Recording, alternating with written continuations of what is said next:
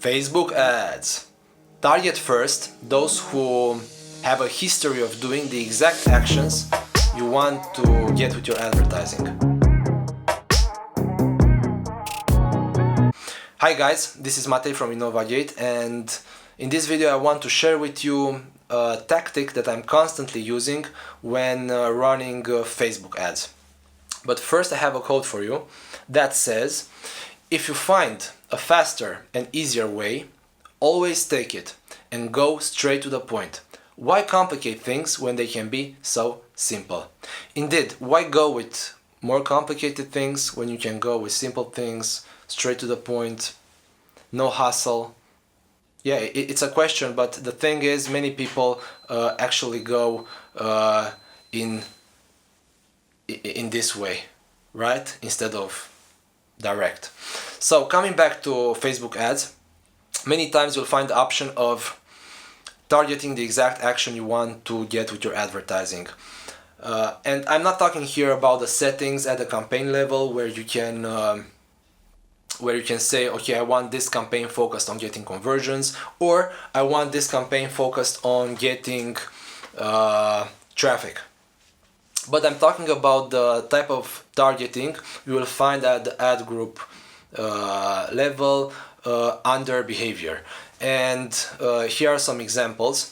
Engaged shoppers, people interested in upcoming events, frequent travelers, gamers, and so on. So you can connect a type of behavior with particular action you want to obtain from your advertising. So that's the gist of it.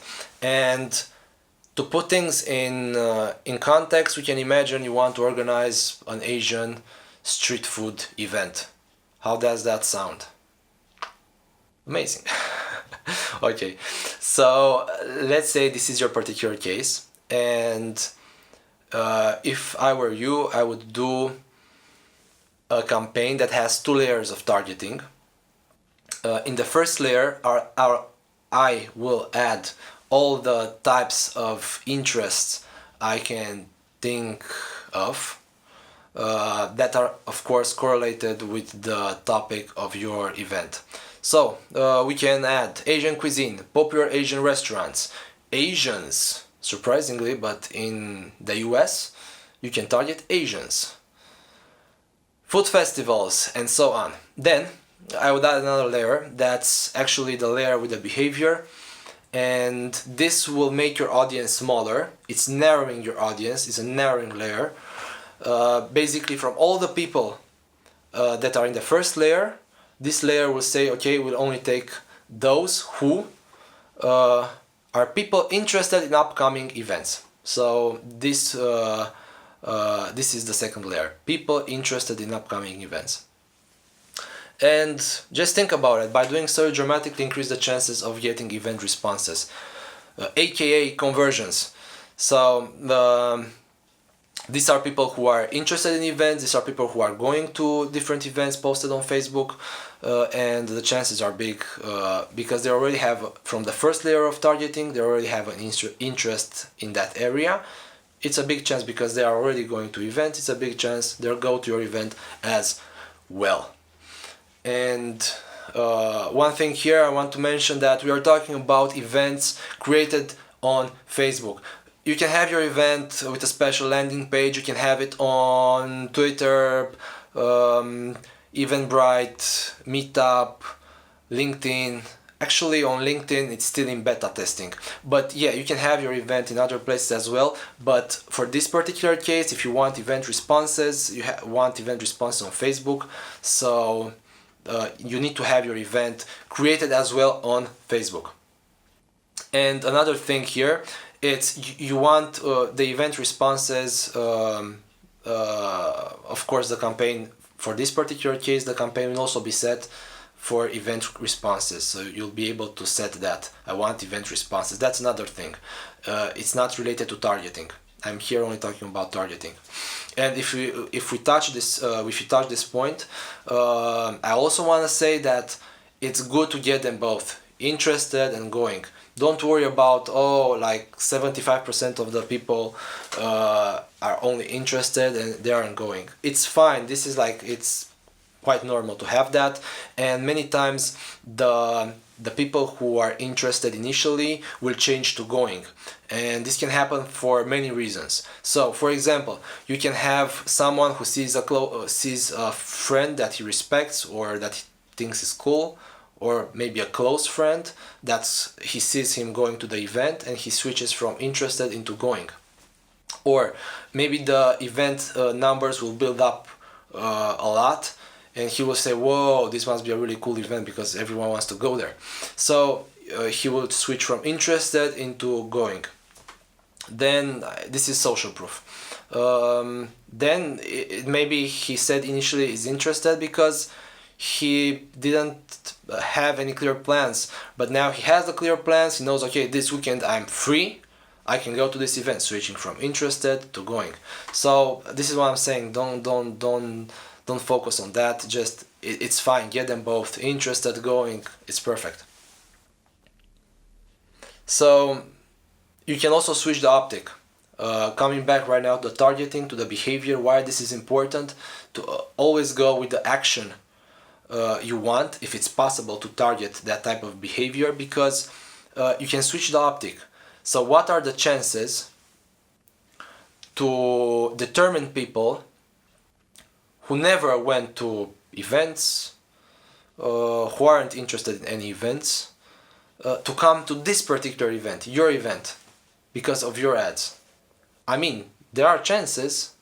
Never say never. I mean, of course there are chances, but in most cases this won't be the situation. So you might be the exception. Have a killer event, huge event. It's like something just amazing, and good for you, man. If you're in that situation, it's perfect. But in most cases, it won't be. The differences between events is it's not 10x. It's 2x, 3x, 4x, and many times it's not enough to determine someone who has no interest in events or doesn't go to any events to come to your event. Okay, but there will be cases when this doesn't scale up. So let's say you're organizing this event, Asian street food event, in a small town. And when you add the second layer of advertising, a second layer of targeting, the behavior, when you add that, your audience becomes super small. It's like super small, right? And with that audience, you won't get conversions, or even if you get conversions, the numbers aren't enough to book the event and make it profitable, or I don't know, to make it count. For this particular case, I would do another approach, again with two layers of targeting. So the first layer would have all the interest you can think of, but in this case I would go even broader. So things that aren't, I mean, really broad. Let's say restaurants. This is really broad, and in the first case I haven't used restaurants, but now I'm encouraging you to think about restaurants. Restaurants, just restaurants, not a particular restaurant, not Asian restaurant, restaurants. So people who said they have like an interest in, doesn't matter, restaurants in general. Okay, so the first layer, all the interests you can think of, even really broad ones like restaurants. I bet you got the thing with the restaurants, right? Okay, so yeah, and in the second layer, I would add the core. What's the core? What's the core logic, or I don't know how to put it, the essence of your event? What do you think is the core here? So Asian street food event. Yeah, I would go with Asian cuisine. I think this is the core. So second layer, Asian cuisine. And this will actually get you more chances of working in a really small town or small area in a bigger city, and so on. But you see, it all depends on the context, because this might be Asian cuisine might be too small for your context. So if Asian cuisine is too small for your targeting, for your location targeting, then you should go another layer up. What's next after that? So think about it, right? What's next? What's next? And go like this. But you want the core. You want the core. In the same time, you can do both approaches. So many times I'm running both types of campaigns. Like, I'm starting with the first because I know I'll get the results with that, but also I'm doing the second. It's just an A/B test. I'm getting more insights. By running two campaigns, you're always getting more insights. That's the crazy thing here. You're getting more insights. You see why this works like this, why this works like that, and so on. So yeah, and you don't get those insights if you're running only one campaign.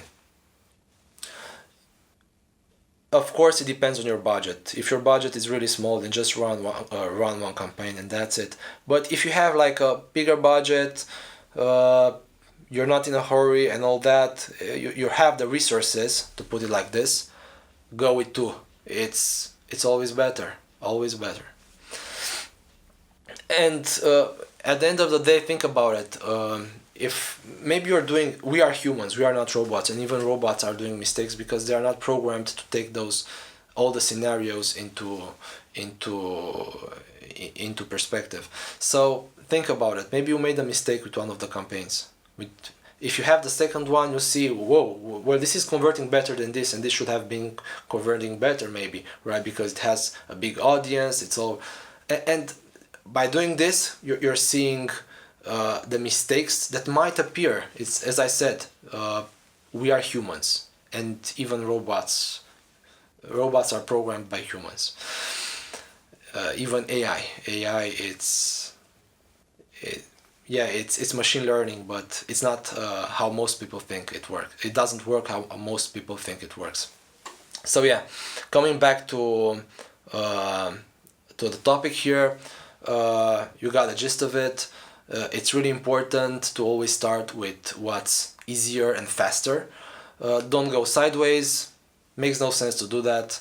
Just go directly to those who have a history of doing the exact actions you want to get with your advertising. Great, that was it. Hope this helps. Make sure you hit subscribe here somewhere.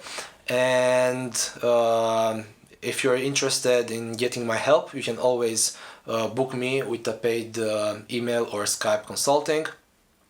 And also I'll be publishing my advertising book at the beginning of next year, so you can pre-order it at a special price, and you can always hire us to take care of your ads. And with this, wish you all the best. Cheers!